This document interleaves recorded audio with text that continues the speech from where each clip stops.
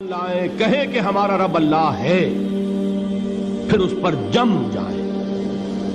ان پر فرشتوں کا نزول ہوتا ہے، نہ کوئی غم کرو نہ خوف، خوشیاں مناؤ جنت کی جس کا تم سے وعدہ کیا گیا تھا۔ اللہ کی ربوبیت پر اطمینان جب انسان کو ہو جاتا ہے، میرا رب اللہ ہے، ربی اللہ، انسان کے لیے نہ کوئی کھٹکا، نہ کوئی خطرہ، نہ کوئی خوف، نہ کوئی حزن۔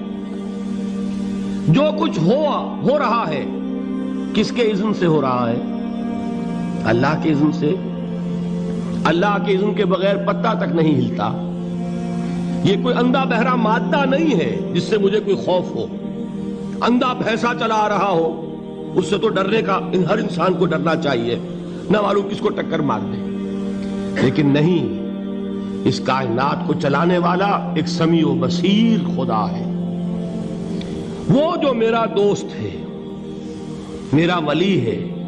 اللہ ولی الذین آمنوا یخرجہم من الظلمات الی النور۔ اللہ اہل ایمان کا ولی ہے، ساتھی ہے، پشت پناہ ہے، مددگار ہے، حمایتی ہے۔ بتائیے جسے یقین ہو جائے کہ اللہ میرا مددگار، اللہ میرا محافظ، اللہ میرا پشت پناہ، اللہ میرا حمایتی، اس کے لیے کوئی خوف ہوگا؟ اس سے کوئی ڈر ہوگا؟ میں مثال دیا کرتا ہوں ایک بہت سادہ، پنجاب کے دیہات کی۔ وہ بڑا چودھری ہے اور کوئی غریب کسان ہے۔ اس غریب کسان کے جانوروں کو ہر وقت اندیشہ ہوگا چوری کا، کوئی میری بھینس کھول کر نہ لے جائے، کوئی میرا بیل کھول کر نہ لے جائے۔ لیکن جس کے بارے میں یہ سب کو معلوم ہو کہ وہ جو بڑا چودھری ہے وہ اس کا دوست ہے، اس کی بچیا کو کوئی خوف ہوگا؟ اس کی بھینس پر کوئی ہاتھ ڈالے گا؟ اسے کوئی اندیشہ ہوگا؟ نہیں۔ کیوں؟ کہ وہ بڑا چودھری، بڑا اس کا یہاں کا سردار، جاگیردار، سب کو معلوم ہے وہ میرا دوست ہے، کوئی میرے خلاف اقدام نہیں کر سکتا۔ اس دنیا میں یہ چھوٹی سی بات اگر آپ کے دلی اطمینان اور سکون کا باعث بن سکتی ہے تو ذرا تصور کیجئے۔ میں لفظ تصور استعمال کروں گا صرف اس لیے کہ اس کا ہم جس کو کہتے ہیں ادراک اور شعور کر نہیں سکتے، اگر کے ساتھ کر سکتے۔ اگر یقین ہو کہ اللہ میرا مددگار اور یقین ہو کہ اللہ ہر آن میرے ساتھ ہے، پھر کوئی خوف؟ کس کا خوف؟ کوئی شے اللہ سے بالا تر ہے؟ کوئی قوت اس سے زیادہ طاقتور ہے؟ کوئی اس کے ارادے کو بدلنے والا ہے؟ کوئی اس کی مشیت کے آڑے آنے والا ہے؟ یہی بات ہے جو حضور نے فرمائی۔ یہ ایمان کا حاصل ہے لب لباب، کہ دیکھو اچھی طرح اس بات کو ذہن نشین کر لو، اگر تمام انسان مل کر تمہیں کوئی نقصان پہنچانا چاہے نہیں پہنچا سکتے مگر جو کچھ اللہ نے لکھ دیا ہو، اور تمام انسان مل کر تمہیں کوئی نفع پہنچانا چاہے نہیں پہنچا سکتے مگر وہ شے جو اللہ نے طے کر دی۔ آپ پھر میں کہوں گا ذرا طاری کیجئے، اسے فرض کیجئے، اسے سوچئے۔ اگر اس حدیث پر ہمارا دل ٹھکا ہوا ہو تو کسی سے ڈر ہوگا؟ یہ مجھے نقصان نہ پہنچا دے، یہ میری رپورٹ خراب نہ کر دے، یہ میری انکریمنٹ نہ رکوا دے، یہ میرا یہ نہ بگاڑ دے، یہ میرے یہ نقصان نہ پہنچا دے۔ اس کا ڈر، اس کا ڈر، اس کا خوف، اس کی خوشامد، اس کے لیے جا کر طرح طرح سے اپنی عزت نفس کو ذلیل کروانا اس کے سامنے، یہ سب کچھ کیوں کرتا ہے انسان؟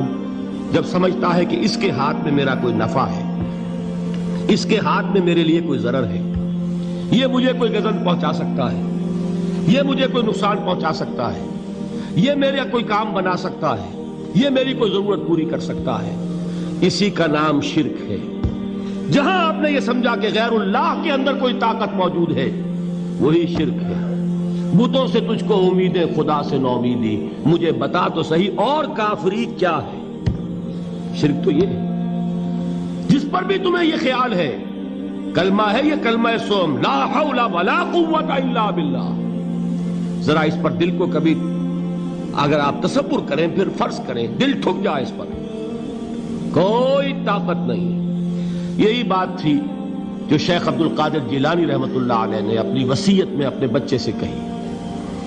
11ویں دینے والے ہیں، لیکن حضرت شیخ عبد القادر جیلانی کی وصیت اور تعلیمات کو کتنے لوگ ہیں تم جانتے ہو؟ یہ جن مقامات تک پہنچے ہیں وہ کس چیز کی بدولت پہنچے ہیں؟ انہوں نے جو پیغام دیا وہ کیا تھا؟ اے میرے بچے، جس طریقے سے قرآن مجید میں حضرت لقمان کی نصیحتیں جو ہے نقل کر دی گئی ہیں، میں یہ عرض کروں گا بالفرض اگر قرآن حضرت عبد القادر جیلانی کے بعد نازل ہوا ہوتا تو شیخ عبد القادر کی یہ نصیحتیں بھی قرآن میں درج ہوتی. اتنی اونچی نصیحتیں ہیں. اے میرے بچے، اس حقیقت کو ذہن نشین کر لے، لا فاعل فی الحقیقت ولا مؤثر الا اللہ. اس کائنات میں نہ کوئی فاعل حقیقی ہے نہ مؤثر حقیقی ہے سوائے اللہ. کسی شے میں کوئی تاثیر نہیں اگر اللہ نہ چاہے. آگ جلا نہیں سکتی اگر اللہ نہ چاہے. پانی ڈبو نہیں سکتا اگر اللہ نہ چاہے. زہر ہلاک نہیں کر سکتا اگر اللہ نہ چاہے. کوئی چیز فائدہ نہیں پہنچا سکتی اگر اللہ نہ چاہے. تو در در پہ کیوں سر جھکاتے ہو؟ در در پر کیوں جبیں سائی کرتے ہو؟ سب کے سامنے کیوں ہاتھ پھیلاتے ہو؟ ایک اللہ سے مانگو. ایک اللہ کے سامنے زمین پر اپنی جبین رکھو. لا فاعل فی الحقیقت ولا مؤثر الا اللہ. نظر آتا ہے ہمیں کہ پانی پیاس بجھا دیتا ہے. پیاس بجھانے کی صلاحیت پانی میں نہیں ہے، اللہ کے اذن سے. کھانا بھوک مٹا دیتا ہے. بھوک مٹانے کی صلاحیت کھانے میں نہیں ہے، اذن رب میں. دیکھیے یہی یقین تھا. حضرت موسیٰ علیہ السلام کا واقعہ یاد کیجئے. سامنے سمندر آ گیا ہے. قوم دیکھتی ہے پیچھے کہ گرد و غبار کا طوفان ہے. معلوم ہوا کہ فرعون اپنے لشکر سمیت آ گیا ہے. لشکر جب چلتا تھا تیز رفتاری کے ساتھ تو گرد و غبار کا جو طوفان اٹھتا تھا اس کا تصور کیجئے. اور لمحہ بلمحہ وہ قریب آ رہا ہے. پوری قوم نے کیا کہا؟ اے موسیٰ انا لمدرکون. اے موسیٰ ہم کو پکڑے گئے. قرآن مجید میں تو یہاں وہ باتیں نہیں لکھی ہے، لیکن تورات میں یہ درج ہے کہ بنی اسرائیل جھگڑنے لگے، دست و گریبان ہو گئے موسیٰ کے ساتھ. موسیٰ ہمیں یہاں مروایا لا کر، اس سے تو ہم ہی بہتر تھے. وہاں کھانے کو ملتا تھا، زندگی تو تھی. بیگار ہم کر رہے تھے، موت تو نہیں تھی. اب جو کچھ ہوگا اس کا تصور کرو، جس طریقے سے ہمارے ٹکڑے اڑائے جائیں گے. تو لڑ رہے ہیں حضرت موسیٰ علیہ السلام سے. یہ تورات کی تفصیل ہے. قرآن میں صرف اتنا آیا ہے، پریشان ہو کر انہوں نے کہا انا لمدرکون. موسیٰ ہم تو پکڑے گئے. اس وقت موسیٰ کا جواب کیا ہے؟ کلا ان معی ربی سیہدین. نہیں، میرے ساتھ میرا رب ہے، وہ راستہ دے گا. بتائیے کہاں راستہ نظر آ رہا ہے؟ یہ ہے ایمان بالغیب. راستہ نظر نہ آئے تب اللہ پر یقین ایمان ہے. جیب میں پیسے ہوں اور تب دل کو اطمینان ہے تو ایمان کس پر ہوا؟ پیسے پر، اللہ پر نہیں.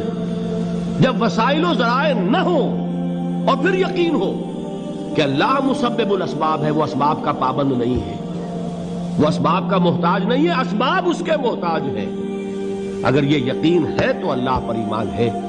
یہ نہیں ہے تو تمہارا ایمان اسباب پر ہے، وسائل پر ہے، ذرائع پر ہے، مادیات پر ہے، اللہ پر نہیں. اس وقت کہاں راستہ تھا؟ کوئی راستہ تھا؟ سمندر ہے اور ادھر سے لشکر آ گیا ہے. کلا ان معی ربی سیہدین. اب دیکھیے ایمان کہہ دینا آسان ہے، ہوا معکم اینما کنتم. جہاں کہیں بھی تم ہوتے ہو اللہ تمہارے ساتھ ہوتا ہے. لیکن اس کا یقین قائم ہو جائے تو زمین و آسمان کا فرق واقع ہو جائے.